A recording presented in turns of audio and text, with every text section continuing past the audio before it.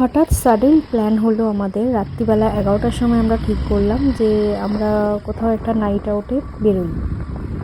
তো চটপট করে যে যার বাড়ি গিয়ে সব হেলমেট নিলাম, নিয়ে বেরিয়ে পড়লাম। আমাদের ডেস্টিনেশন ছিল ভূতনাথ বাবার মন্দির। আমরা বেরিয়ে পড়লাম, তখন রাত প্রায় 11টা বাজে। রাস্তা মোটামুটি ফাঁকাই ছিল, কারণ শীতের রাত, তো স্বাভাবিক রাস্তাঘাট এমনি ফাঁকাই থাকে। কিন্তু ভূতনাথ বাবার মন্দিরের ওখানে কিন্তু ফাঁকা ছিল না, ওখানে কিন্তু বেশ ভালোই জমজমাট ছিল।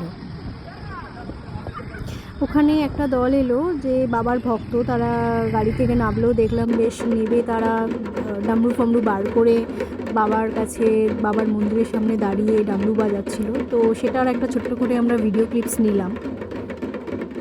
তো ওদের সাথে আমরাও একটু বাবার দর্শন করে নিলাম। করে নেওয়ার পর আমরা চলে গেলাম ওখান থেকে একটু চা খেতে। যেহেতু শীতের রাত, তো স্বাভাবিক একটু চা খেতে কার না ভালো লাগে। কি জানি বাবা, শুভ কোন দিকে কনসেন্ট্রেট করছে, মনে হয় লিট্টি চোখার দিকে তাকিয়ে রয়েছে। আর আমি এক পাবলিক, সবাইকে ডেকে ডেকে আমি ভিডিও করছি। এই যে আমাদের চা চলে এসেছে, এবার ফটো তোলার একটা টেকনিক চলছে এখানে। আহা, কেসার চা উইথ মালাই মারকে।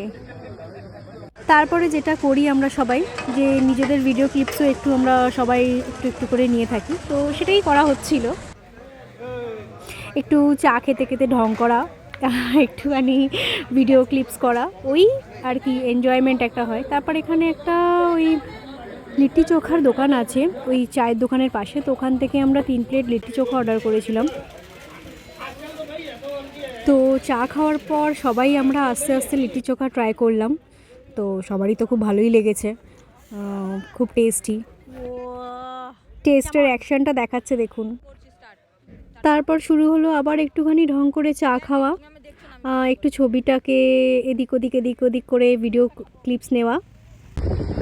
তারপর আমরা বেরিয়ে পড়লাম বাড়ির দিকে। তখন প্রায় রাত 1:30 বাজে। রাস্তা তো খুবই ফাঁকা, রাস্তাঘাট ফাঁকা, আর আমাদের স্কুটিও সেই লেভেলেই চলছিল। কেন কি রাত্রি 1:30 হয়ে গেছে, এবার বাড়ি ঢুকতে হবে।